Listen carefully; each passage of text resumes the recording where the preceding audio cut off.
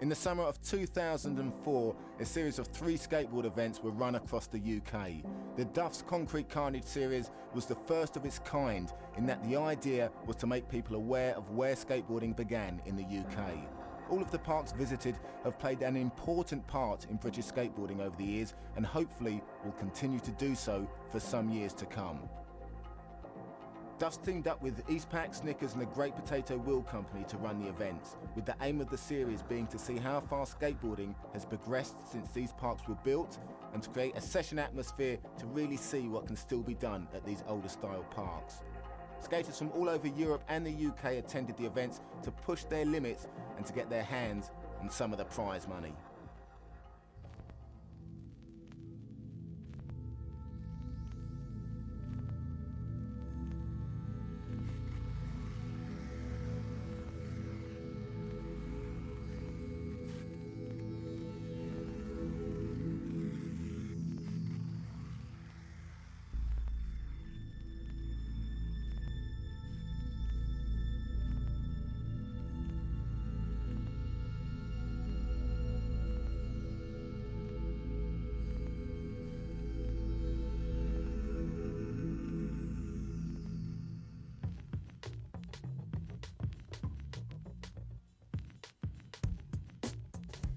Originally built in 1976, Rom Skate Park was the first venture into the leisure industry for owner Gerald Penn.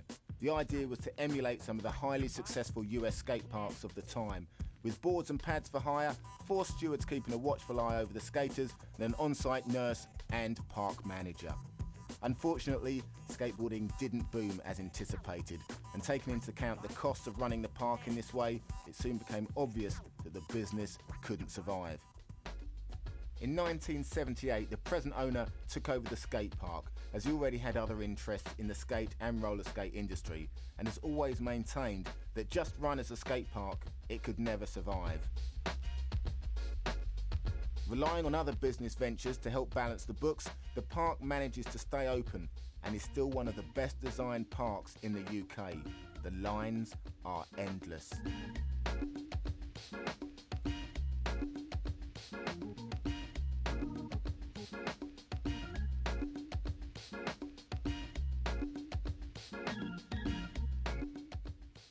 The park itself is over 4,000 square metres and consists of a 10-foot deep performance bowl, snake run, moguls, a freestyle area, half pipe, a cloverleaf bowl and the pool. The pool is renowned to be the closest thing to a real backyard pool in any skate park, with a marble-like surface, blue tiles and over vert. The pool is on every park skater's list. It has attracted the likes of Bob Burnquist, Tony Hawk and John Cardiel, to name but a few. Still today, there are new lines being done, and even though the smooth surface has eroded back to a rougher version, the park is as much fun as it was when the doors first opened. Here is a taste of what went down at the ROM leg of the Duffs Concrete Carnage series.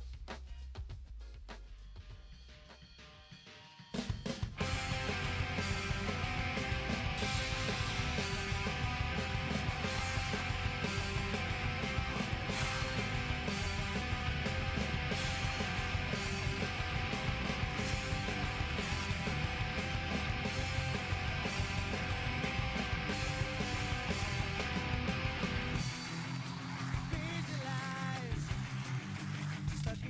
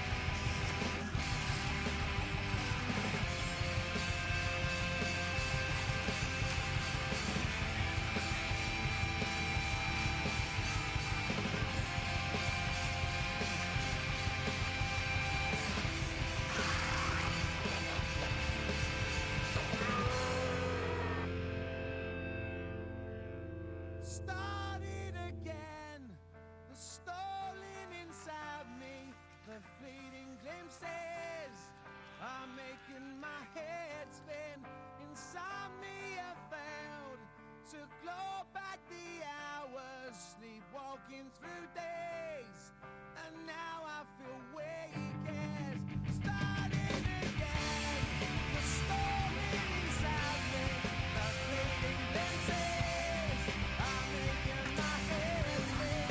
It's slowly I fell to flow back the hours, sleepwalking through days, and now I feel weakest when I'm strong. When I'm strong.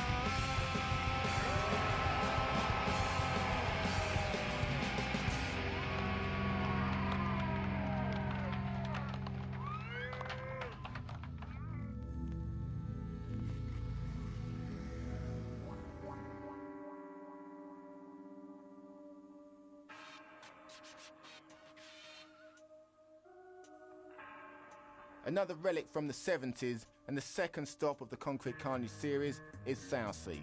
Southsea Skate Park is, like Rom, a park full of lines. Built by a British company back in 1978, it officially opened to the public in July of that year. It soon became a hit with the local skaters and started to attract riders from further afield. In the mid-80s, the park was taken over by John Thurston, and soon after he initiated the building of a new pool. By 87, the pool was finished and John had created the Shut Up and Skate contest idea. These contests put Southsea and UK skateboarding on the map and attracted skateboarders from all over the world, with many of the biggest names in the business visiting the park. Legends such as Jeff Phillips, Craig Johnson and Alan Losey visited the park religiously for these contests, and the park was also home for local pros Gary Lee and Mark and Barry Abrook.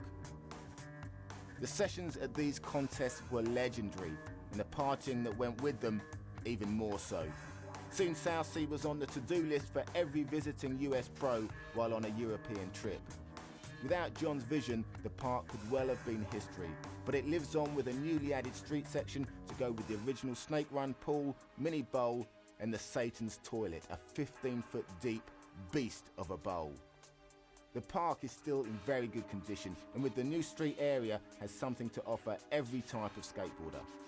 Check out what went down at the Southsea leg of the Duffs Concrete Carnage series.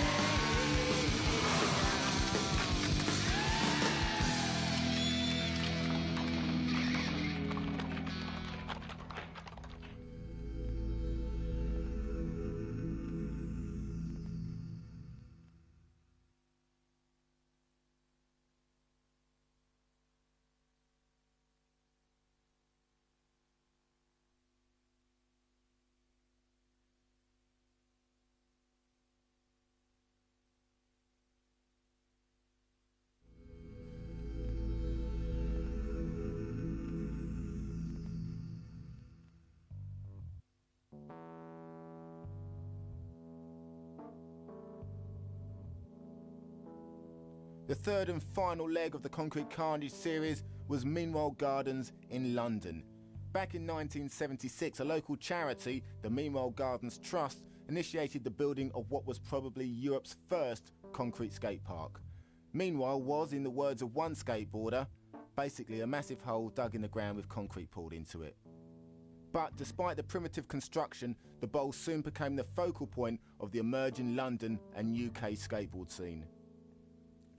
The park was regularly featured in the new skateboard magazines that were being published, effectively setting the standards for the rest of the UK skateboarding scene and making more skaters aware of the park's existence. Around the late 1970s, skateboarding exploded into the public domain. Every kid in the UK seemed to be taken to the streets with bright polypropylene skateboards and big clear rubber wheels. For the serious skateboarder, there was a demand for bigger and better parks, and soon skate parks were built all over the UK. In the years that followed, skateboarding went in and out of fashion, but there was always a dedicated band of die-hard skateboarders skating in the park. The original skate park at Meanwhile Gardens gradually fell into disrepair. For the local skateboarders, this meant that they had to be a bit more savvy at avoiding the worst cracks in the surface and negotiating the pools of standing water at the bottom of the bowls.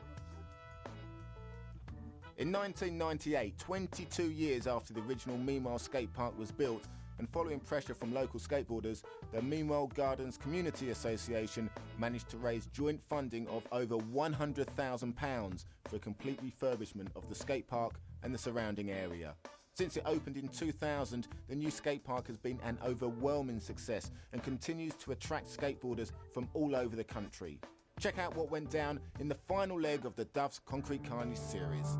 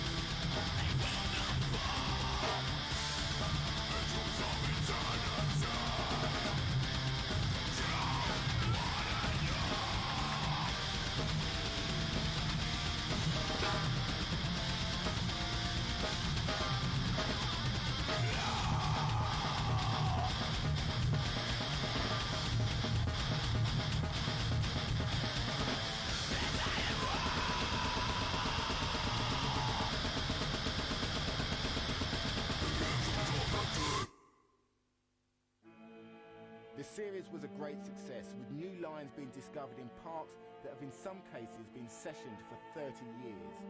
Tricks that were once considered impossible are now commonplace. And with skateboarding progressing and developing on a daily basis, the question is, what will the next 30 years